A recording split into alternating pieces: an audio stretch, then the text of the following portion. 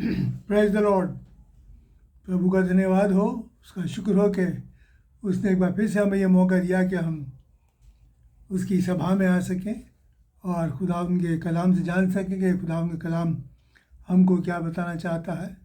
पिछली बार हमने देखा था कि उनके बारे में कि जिनका जिस्म तो कमज़ोर था मगर उनकी रूह जो थी वो मुस्तैद थी, बलवंत थी, रूह तैयार थी। आज थोड़ा कलाम से जानेंगे उन लोगों के बारे में कि जो रूह में तैयार नहीं है, जो रूह में मुस्तैद नहीं है। उनके बारे में खुदा का कलाम क्या कहता है, खुदा क्या कहता है और क्या सोचता है और हमें क्या ताकीद करता है, क्या निर्देश देता है। आज इसी चीज़ को हम लोग खुदा के कलाम से देखेंगे, क्योंकि खुदा जो है हमसे नफ़रत नहीं करता, बल्कि वो गुनहगारों से प्यार करता है, नफ़रत करता है उस गुनाह से, उस बुरे काम से जो इस इंसान के और एक गुनहगार के बीच में, जो कि उसके अंदर पाए जाते हैं, जिनसे वो जो गुनाह करता है उससे नफ़रत करता है। गुनहगारों से नहीं बल्कि गुनहगारों से वो प्रेम करता है। और यही हम देखेंगे कैसा प्रेम करता है। और उसके बाद खुदा हैरान है कि इंसान किस तरीके से वो उसे छोड़कर गैर माबूतों की तरफ चला गया, शैतान की तरफ चला गया। उसकी इबादत करने की जगह शैतान की इबादत करने लगा और ज़िंदगी से ज़्यादा मौत को चाहने लगा। देखिए खुदा का कलाम क्या कहता है, यशायाह क्या कहता है। और वो कहता है कि जानवरों में भी इतनी समझ है कि वो भी ज़िंदगी को प्यार करते हैं, वो भी ऐसे नहीं करते। खुदा का कलाम यशायाह उसका 1 और उसकी 3 में लिखा है कि बैल अपने मालिक को और गधा अपने मालिक की चरनी को पहचानता है। बैल अपने मालिक को और गधा अपने मालिक की चरनी को पहचानता है। मेरे लोग मुझे नहीं जानते और कुछ नहीं सोचते। यानी कि एक जानवर जो है वो अपने मालिक को पहचानता है। और इसमें लिखा है गधे को, एक गधा जो है उसके क्या लिखा है, वो अपने मालिक की चरनी को पहचानता है, जहाँ उसे खाना देना रहता है। अपने टाइम से वो उस जगह पर पहुँच जाता है। लेकिन खुदावंद का कलाम कहता है कि मेरे लोग जो मेरे अपने हैं, जिनमें मैंने अपनी ज़िंदगी का दम फूका, जिन्हें कि मैंने अपनी ज़िंदगी दी, वो कैसे पराए हो गए और वो कैसे पराई के पीछे चलने लगे, यानी शैतान के पीछे चलने लगे और उसको फॉलो करने लगे। इस चीज़ से खुदा हैरान है कि हम इंसान जो है वो जानवर से भी बदतर होता जा रहा है, कि वो ज़िंदगी से ज़्यादा मौत को चाहता है। और देखिए कि खुदा का कलाम में बताता है कि ये तो जानवरों की बात थी, वो कहता है परिंदों के बारे में भी हमें बताता है कि परिंदे भी ऐसा नहीं करते। परिंदों में भी समझ है कि क्या करना है क्या नहीं करना, उन नियमों को जानते हैं। देखिए खुदा का कलाम क्या लिखता है, यिर्मयाह 8 और उसका 7 हम पढ़ेंगे। यहाँ पर खुदा का कलाम होता है यिर्मयाह 8 और उसका 7 में लिखा है कि आसमान में लग भी, ये परिंदे का नाम है, अपने मुकर्रर समय को जानता है, मुकर्रर टाइम को, अपने वक्त को जानता है। पांडुकी और सूपाबेनी और सारस भी अपने आने के समय को रखते हैं कि कब कहाँ जाना है, कब अपने घोंसलों पे जाना है।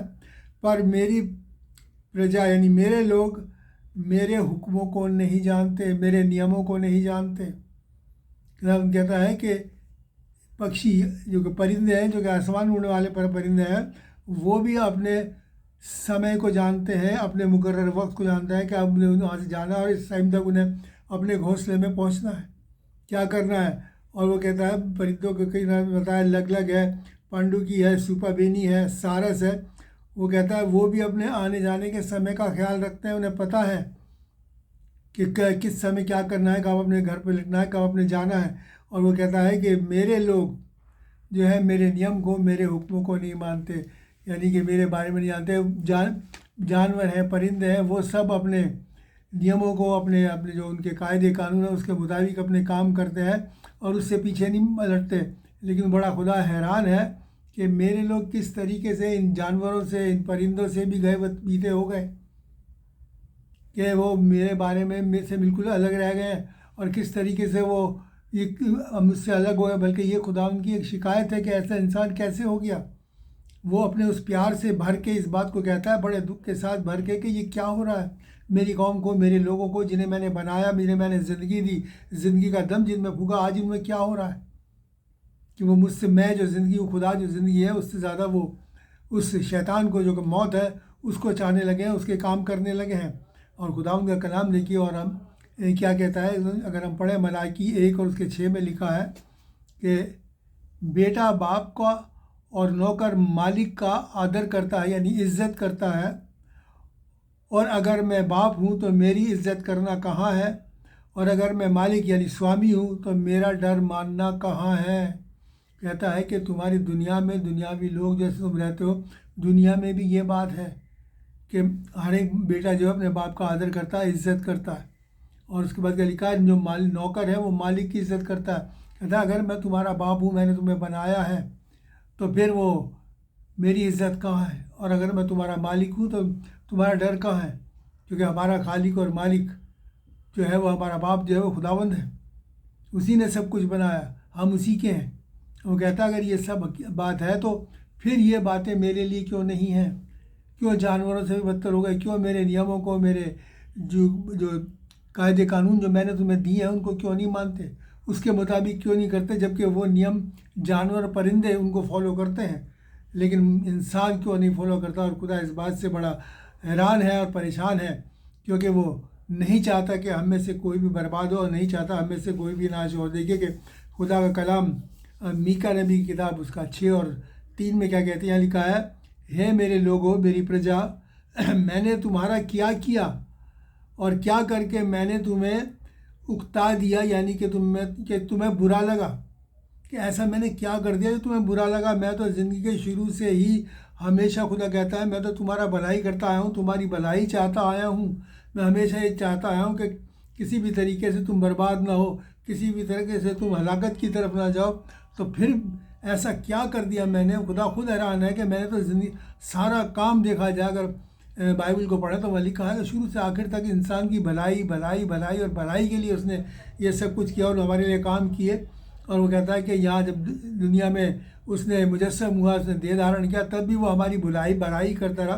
वो कहता फिर मैंने ऐसा क्या कर दिया कि तुम उकता गए, यानी कि तुम्हें बुरा लगा और तुम मुझसे दूर चले गए। ऐसे बिहेवियर को हमारे देखकर खुदा बहुत हैरान है, बहुत हैरान है कि इंसान को क्या होता जा रहा है, क्यों किस कदर बर्बादी और तबाही की तरफ बढ़ता चला जा रहा है। और ये खुदावंद किस तरीके से अपनी बात को और अपने दुख को प्रकट करता है, क्योंकि वो कहता है कि मैं इंसान के मरने से खुश नहीं होता बल्कि दुखी होता है। देखिए क्या कहता है, अगर हम होशे 2 और 8 पढ़ें तो खुदा का कलाम देखिए हमको क्या बताता है। होशे 2 और 8 में खुदावंद बड़ी अच्छी बात है मेरे को कहता है, वहाँ लिखा है कि वो ये नहीं जानते कि अन्न यानी अनाज और नया दाख मधु, यानी वो शहद जो कि अंगूर के बाग में लगता है, दाख मधु से बोलते हैं, दाख मधु तेल मैं ही उनको देता था, खुदावंद हमको देता था। और उनके लिए वो सोना जिसको वो बाल यानी कि वो शैतान था, शैतान देवता के नाम के काम में ले आते थे, मैं ही बढ़ाता था। जो उनकी हर ज़रूरत की चीज़ें वो कहता है कि मैं पूरी करता था। उनको पहनने का कपड़ा, खाने के लिए उनको रोटी चाहिए, घर बार सब चीज़ का इंतज़ाम उनके लिए मैं करता था। उनको बताता था अपने कलाम से कि किस रास्ते के ऊपर मेरे और आपको चलना है, बुराई के रास्ते हट के। फिर वो कहता है कि मेरी प्रजा के लोगों को, मेरी कौम के लोगों को ऐसा क्या हो गया कि वो इस किस्म के मेरी शुक्रगुजारी नहीं करते, बल्कि जो कुछ मैं देता हूँ उसे गैर माबूदों को चढ़ा देते हैं, ऑफ़र कर देते हैं। और खुदा हैरान है कि जब मेरे से पाने के बाद भी ये मेरी तमजीद नहीं करते बल्कि गैर की तमजीद करते हैं, और सच्चे परमेश्वर से अपने आप को दूर दूर किए हुए हैं। हर चीज़ खुदा उन कहता होता है, और शुक्रगुजारी किसकी करते हैं, वो शैतान की करते हैं। वो कहता है मैं ही तुम्हें बरकत देता था, तुम्हारे काम पे बरकत मैं ही देता था, उस बरकत से तुम्हारा काम, तुम्हारा रोज़गार, तुम्हारा घर, तुम्हारा परिवार बढ़ता था, तुम्हारा ख़ानदान बढ़ता था। लेकिन क्या वजह हो गई कि तुम ऐसा करके मुझसे फिर के और बुराई की तरफ जाने लगे, और बुराई की तरफ जाने का मतलब है हलाकत की तरफ जाना, विनाश की तरफ जाना। और देखिए होशे 7 और 15 में खुदा उनका कलाम और हमें क्या बताता है, मैं उनको शिक्षा यानी तालीम देता था और उनकी भुजाओं बाजुओं को बलवंत यानी ज़ोरावर करता आया हूँ, और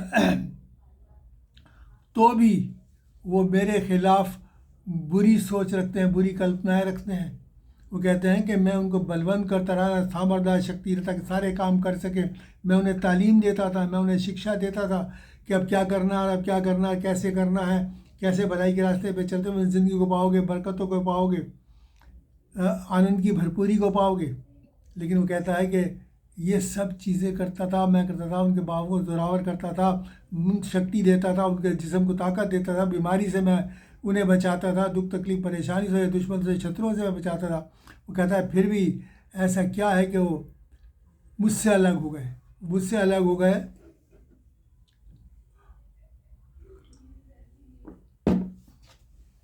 और मेरी तमजीद करने के बजाय वो शैतान के पीछे चलने लगे, बुरे कामों को करने लगे। और खुदा कहता है कि इस अपनी बर्बादी के वो खुद जिम्मेदार है। अगर इंसान इतनी बातें कहने के बाद भी, इतना कलाम में बताने के बाद भी, खुदा की रहनुमाई के बाद भी, उसको सब बातें करने के बाद भी अगर हम इंसान अगर ना फिरता है खुदा में सच्चाई की तरफ, तो कहता है फिर तो वो अपनी बुराई के जो है वो खुद ही जिम्मेदार है। देखिए खुदा का कलाम और हमको क्या बताता है कि यानी किस तरीके से वो हमसे प्यार करता है। मैं ये पहले ही बताना चाहता हूँ, गुनहगारों से नफरत नहीं करता बल्कि प्यार करता है और चाहता है कि बचा जाए। अगर हम ये स्केल नबी की किताब उसका 33 और 11 पढ़े तो देखिए खुदावंद के यहाँ कलाम क्या लिखा है। यहाँ पर लिखता है कि खुदावंद यूँ फरमाता है कि मेरे जीवन की सौगंध यानी कसम, मैं दुष्ट यानी बुरे के मरने से कुछ भी खुश नहीं होता, परंतु इससे कि बुरा अपने रास्ते से फिर कर जिंदा रहे। तुम अपने बुरे काम से फिर जाओ, तुम क्यों मरो। वो कहता है कि खुदा फिर से कहता है कि बड़ी अच्छी बात कहता है, अपनी ही सौगंध का के कहता है कि मेरे जीवन की कसम, मैं किसी, ये बात सच्चाई है कि किसी भी बुरे इंसान के मरने से खुश नहीं होता। इसलिए मैंने कहा वो बुराई से नफरत करता है, इन सब इंसान से नहीं, उस बुराई से जो इंसान के अंदर है। तो वो कहता है कि बुराई को अपने अंदर से निकाल दो हैं और अच्छे मार्ग पे चलो, सीधे मार्ग पे चलो, उस रास्ते पे चलो जिस रास्ते पे मैं तुम्हें लिए चलता हूँ। और वो कहता है कि मेरे इतने इंतजाम करने के बाद भी कहता है कि तुम क्यों मरो। मैं हैरान हूँ कि तुम क्यों मौत की तरफ जा रहे हो, क्यों ज़िंदगी को नहीं अपना रहे हो। ज़िंदगी को, ये ज़िंदगी कितनी साल की है, 60 70 80 साल की, 90 साल की, हद से हद कोई जी लिया, 100 साल जी लिया, और उसके बाद क्या है। लेकिन खुदावंद यीशु मसीह के पीछे चलने के का मतलब ये है कि हमेशा की ज़िंदगी, यहाँ तो हम जिंदा ही हैं, यहाँ से जाने के बाद वहाँ हमेशा उस कादिर मतलब खुदावंद के साथ रहेंगे। तो इसलिए कहता है कि तुम क्यों मरना चाहते हो। मतलब वो इस बात से हैरान है क्या इंसान को क्या हो गया। जानवर भी मरना नहीं चाहता, परिंदा भी मरना नहीं चाहता, लेकिन इंसान ऐसा है कि मौत की तरफ भाग रहा है ज़िंदगी को छोड़ के। और देखिए यिर्मयाह 29 और उसकी 11 में खुदावंद और हमको क्या बताता है। यिर्मयाह 29 और उसकी 11 में लिखा है, क्योंकि खुदा का ये नहीं, खुदा कहता है कि जो कल्पनाएं मैं तुम्हारे विषय करता हूँ, यानी कि जो मेरे ख्याल तुम्हारे बारे में हैं, उन्हें मैं जानता हूँ। वे नुकसान की नहीं वरन तुम्हारी भलाई की हैं, तुम्हारे कुशल की हैं, तुम्हारी भलाई की हैं, और आखिर में तुम्हारी आशा उम्मीद पूरी करूँगा मैं। वो कहता है जो मेरे ख्यालात हैं तुम्हारे लिए, उन्हें मैं जानता हूँ, वो भलाई के हैं, बुराई के नहीं हैं, क्योंकि मैंने हमेशा तुम्हारी भलाई चाहिए। और मैं तुम्हारी अंत में यानी आखिर में जब खुदावंद आएगा, इंसाफ करेगा, तो कहता है आखिर में तुम्हारी उम्मीद को पूरा करूँगा। और उस वक्त जो हम पाएंगे, हमें ऐसा लगेगा कि जैसे कि मैं पहले भी कई बार कह चुका हूँ कि जो हमारे साथ हुआ वो तो कुछ भी नहीं था, जो हमें मिला वो बहुत बहुत बहुत ज़्यादा है। खुदावंद इसलिए कहता है कि मेरी इन भली कल्पनाओं को, भली जो बातें हैं, जो मैंने तुम्हारे ख्याल है जो तुम्हारे लिए, उनके ऊपर सोचो, उनके ऊपर विचार करो और मेरे पीछे चलो। खुदावंद के पीछे जब हम चलेंगे तभी वो कहता है कि मैं तुम्हारी उम्मीदों को पूरा करूँगा। हमारी उम्मीदें क्या, हमेशा की ज़िंदगी।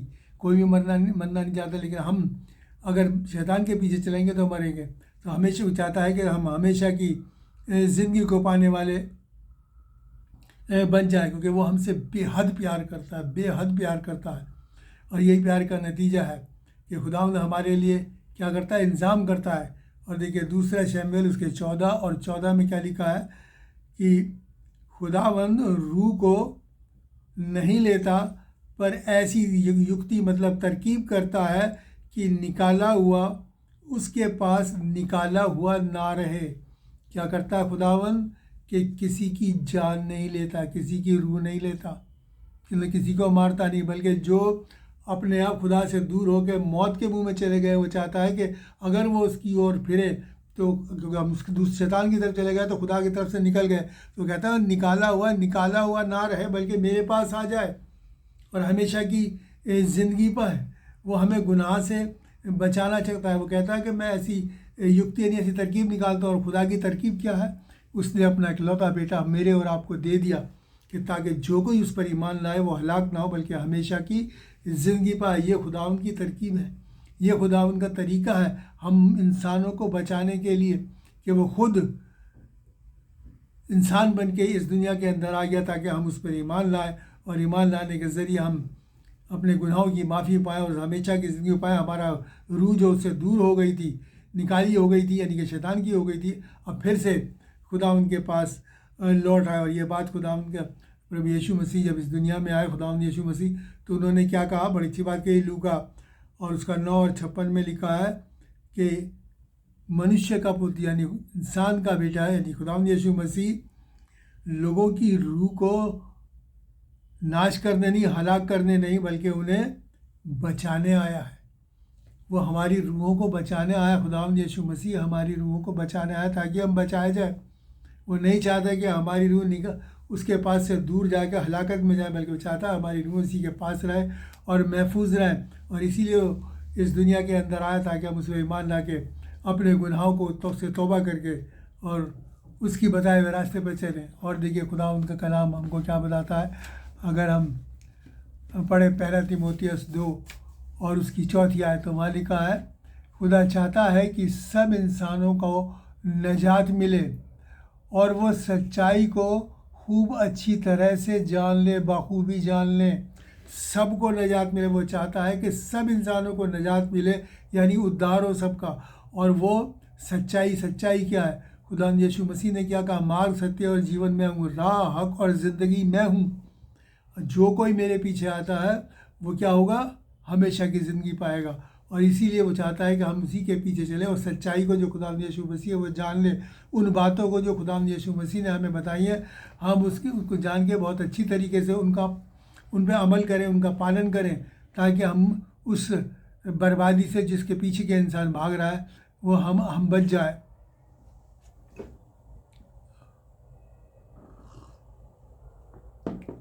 और खुदा यीशु मसीह का इस दुनिया में आना इस बात का सबूत है कि वो हमसे बहुत ज़्यादा प्यार करता है। वो गुनहगारों को मरते हुए नहीं देखता, बल्कि वो इसीलिए आया कि गुनहगार जो है वो बचाया जाए, उनका गुनाह दूर हो उनमें से, और फिर से एक पाकीज़गी की ज़िंदगी को बिता सकें। और इतना करने के बाद भी, इतनी मोहब्बत दिखाने के बाद भी, इतना समझाने के बाद भी अगर कोई इंसान नहीं समझता, खुदा उनके पीछे नहीं आता और नहीं मानता उसकी बात, तो खुदा उनका कलाम बहुत सख्त है। खुदा उनका कलाम बहुत सख्त है। मैं ये बता दूँ, और क्या कहता है आमोस, अगर हम उसका 5 और 21 से 23 पढ़ें, आमोस 5 और उसका 21 और 23, तो यहाँ पर खुदा का कलाम मेरे और आपको बता, यहाँ लिखा है, देखिए बड़ी सख्त बात कहता है कि मैं उनके पर्वों से बैर रखता हूँ, यानी उनके त्यौहारों से नफ़रत करता हूँ और उन्हें निकम्मा जानता हूँ। मैं तुम्हारी सभाओं से खुश नहीं हूँ। तुम जो मेरे लिए दुआ बंदी करते हो, हैकल में आते हो, चर्च में आते हो, कहता है मैं इससे खुश नहीं हूँ क्योंकि मैं तुम्हारे मनों में नहीं हूँ। और देखिए क्या लिखा है, चाहे तुम मेरे लिए होम बलि या अन्न बलि चढ़ाओ तो भी मैं खुश ना हूँगा। यानी और क्या लिखा है, और तुम्हारे पाले हुए पशुओं के मेल बलि की ओर ना देखूंगा भी नहीं। यानी तुम मेरे लिए कितनी भी कुर्बानियाँ चढ़ा लो, मैं उससे खुश नहीं होगा। मेरे लिए कुछ भी कर दो, इतना डोनेशन दे दो, इतना चंदा दे दो, ये कर दो, मैं इससे कुछ भी छूँगा। कहता है मैं उनकी तरफ निगाह भी नहीं करूँगा।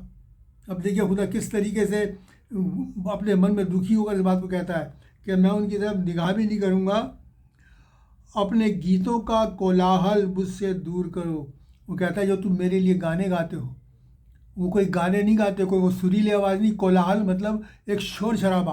कहता है ये दूर करो, मेरे को एक शोर शराबा सुनाई देता है वहाँ पर ऊपर। तुम्हारे गीत, तुम्हारा संगीत जो है वो सुनाई नहीं देता मुझे, बल्कि ऐसा लगता है कि तुम शोर कर रहे हो। सिर्फ तुम मेरी इबादत नहीं कर रहे बल्कि शोर कर रहे। क्यों? क्योंकि तुम ये काम मन से नहीं कर रहे, ये काम सिर्फ तुम अपने फ़ायदे के लिए कर रहे हो। और क्या लिखा है? कोलाहल को दूर करो, तुम्हारी सारंगियों का सुर मैं ना सुनूंगा, और परंतु न्याय को नदी के समान और धर्म को महानद के समान बहने दो। कहता है मैं तुम्हारी सारंगियाँ, तुम्हारे जो इंस्ट्रूमेंट हैं, तुम्हारी जो साज हैं, वो कहता है मैं इनकी आवाज़ को नहीं सुनूंगा। इनमें से मुझे कुछ भी, कोई भी अच्छा मधुर संगीत या अच्छा राग नज़र नहीं आती, संगीत नज़र नहीं आता, बल्कि मैं कहता है कि मुझे इससे नफ़रत है, ये शोर शराबा लगता है मुझे। अगर तुम अपने ईमान से और सच में उसकी इबादत करो, सच्चाई से उसकी आराधना करो, आत्मा और सच्चाई से, रूह और आज़गी से अगर तुम मेरी इबादत करोगे तो ही मैं उसे सुनूंगा, तो ही तुम्हारे ये इंस्ट्रूमेंट है, ये इनकी आवाज़ें मेरे तक पहुँचेंगी और वो मुझे अच्छी लगेगी। अगर अब क्योंकि तुम मुझसे दूर हो इसलिए ये सब बातें मुझे बिल्कुल भी अच्छी नहीं लगती। और कहता है कि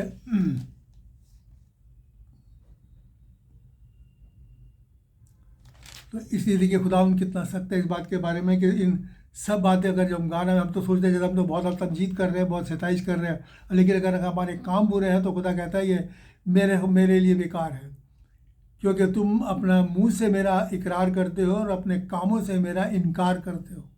तीत उसकी पत्री में लिखा है।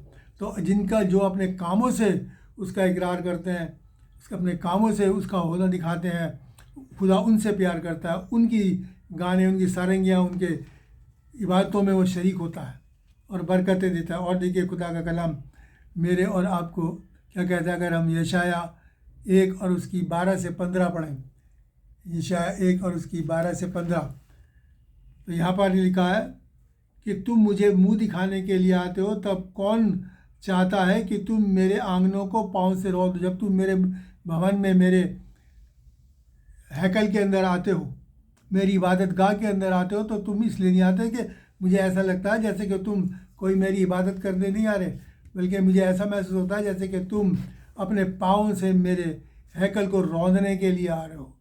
मतलब आप समझते हैं रौंदने का मतलब क्या। और लिखा क्या लिखा कि व्यर्थ अनबली मत लाओ, धूप से मुझे घृणा है। कहता है बेकार के लिए ये धूप जलाना और बेकार के बलिदान करना, दान पुण्य करना, कह रहा मुझे तुम्हारे इनसे बहुत घृणा है, क्योंकि तुम मुझसे दूर हो, काम शैतान के करते हो और कहलाते मेरे हो।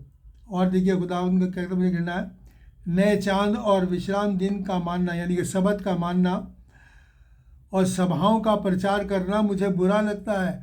कि तुम जो सबत को मानते हो और जो तुम अपने अपने चर्चिज़ में जो तुम मनादी करते हो, कहते हैं मुझे बहुत बुरा लगता है, मुझे अच्छा लगता है, क्योंकि तुम मन से नहीं कर रहे, दिल से नहीं कर रहे, तुम्हारे अंदर एक दिखावा है, एक आडम्बर है, हिपोक्रेसी है, ये सब मुझे बुरा लगता है।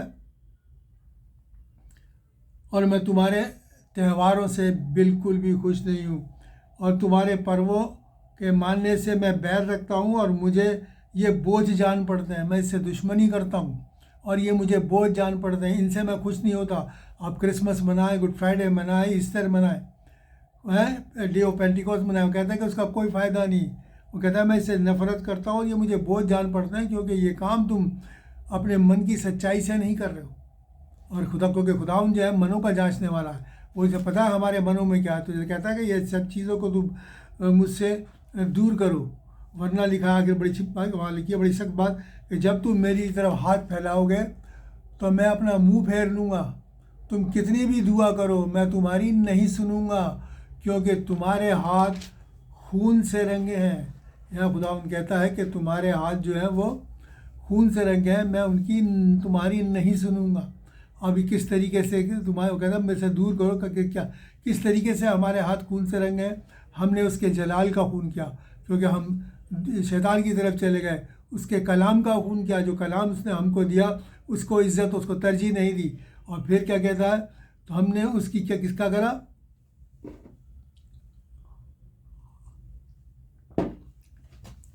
उसकी भली इच्छा नहीं, उसकी अच्छी मर्जी का हमने कुछ भी इज्जत नहीं करी। उसका खून किया, उसकी ख्वाहिशों का खून किया, खुदा का। और सबसे बड़ा क्या क्या, हमने खुदा के बेटे का फिर से खून किया, उसे फिर से सलीब के ऊपर चढ़ा दिया। तो हमारे हाथ कहते तुम्हारे हाथ खून से रंगे हैं, इतने खून से रंगे हुए हाथों की मैं इबादत कैसे ग्रहण कर लूँ, कैसे एक्सेप्ट कर लूँ, कैसे कबूल कर लूँ। और देखिए इब्रानियों और उसका 10 और 26-27 आपके सामने पढ़ूँ। यहाँ पर ये बात बड़ी अच्छी तरीके से खुल जाएगी, सामने आ जाती है। इब्रानियों 10 और उसका 26-27। इससे पहले कि 26-27 पढ़े, मैं आपके सामने पढ़ूँ इब्रानियों 6:6। और यहाँ लिखा है कि वो खुदा के बेटे को फिर क्रूस पर चढ़ाते और फिर से उस पर कलंक लगाते, यानी उसे लानती बनाते हैं, क्योंकि वो हमारी लानतों को, हमारे गुनाहों को लेकर उस पर चढ़ाता। कहता है कि जो ऐसा करते हैं वो खुदा उनके बेटे को फिर से क्रूस पर चढ़ाते हैं। इसीलिए वो कहता है कि तुम्हारे हाथ खून से रंगे हैं कि तुम फिर से मेरे बेटे को, खुदा उनके बेटे को, प्रभु यीशु मसीह को हम सलीब के ऊपर चढ़ाते हैं। और देखिए खुदा उनका वचन कहता है कि बड़ा सख्त है, मैंने कहा ना सख्त है। वो क्या कहता है, क्योंकि सच्चाई की पहचान करने के बाद अगर कोई जानबूझकर गुनाह करे तो उसके गुनाहों के लिए फिर कोई कुर्बानी या बलिदान बाकी नहीं। हाँ, दंड का यानी सज़ा का एक भयानक इंतज़ार करना, बाट जोना और आग की जलन, उस जहन्नम की आग की जलन बाकी है, जो विरोधियों को भस्म कर देगी, राख कर देगी, खाक कर देगी। विरोधी कौन? जो खुदा के खिलाफ चल के शैतान की तरफ चले गए हैं, शैतानियत के काम करते हैं, वो उसके विरोधी हैं। और विरोधी वो शैतान के साथ वो कहता है कि उनको वो आग जो है जलाकर राख कर देगी। और 29वीं आयत में क्या लिखा है, तो सोच लो कि वो कितने भारी सज़ा के दंड के योग्य हो ठहरेगा, जिसने परमेश्वर के पुत्र को पाँव से रौंदा और उस वाचा के लहू को जिसके द्वारा वो पाक ठहराया गया, पवित्र ठहराया गया, नापाक जाना, अपवित्र जाना, यानी कि जिसने खुदाउन के बेटे को पैर से रौंदा। जो काम ऐसे शैतान की तरफ चले जाते हैं, इसका मतलब उसकी कुर्बानी को हमने बेकार जाना, और उसकी कुर्बानी को जान के हम किसकी तमजीद कर रहे हैं? शैतान की कर रहे हैं। तो कह रहा है कि उनके लिए जो है ये बात बहुत ख़तरनाक है, उनके लिए सिर्फ एक नरक की आग ही बचती है फिर। और उसके लिए आगे क्या कहता है, 31वीं आयत में लिखा है कि जीवते परमेश्वर के हाथों में पड़ना भयानक है, जिंदा खुदा के हाथों में पड़ना यानी न्याय के लिए, इंसाफ के लिए पड़ना बहुत ही भयानक बात है। अगर उसने हमारा इंसाफ किया तो उस इंसाफ में लिखा है वो किसी का भी पक्षपात नहीं करता है, किसी की भी तरफदारी नहीं करता। खुदावंद किसी की भी तरफदारी नहीं करता। इसलिए अगर हम उसके हाथ में पड़ेंगे तो हमें हमारे गुनाहों की सज़ा उठानी पड़ेगी, अगर हमने प्रभु यीशु मसीह पर ईमान ला के अपने गुनाहों की माफ़ी ना हासिल करी और उन्हें छोड़ ना दिया हो। इसलिए खुदावंद मेरे और आपको कहता है कि वो, और उसके बाद भी वो इतना गुस्सा करने के बाद भी उसके मन में कहीं ना कहीं मेरे और आपके लिए रहम बाकी है। और हम देखें यशाया उसका 1 और उसकी 16 से 19 में फिर मेरे और आपको जो है हमें बताता है कि किस तरीके से मेरे और आपको वो चाहता है कि हम बचाए जाएं। और वो क्या कहता है, देखिए 16 से 21 में क्या लिखा है कि अपने आप को धोकर पाक करो, अपने आप को धोकर पवित्र करो और मेरी आंखों के सामने से अपने बुरे कामों को दूर करो।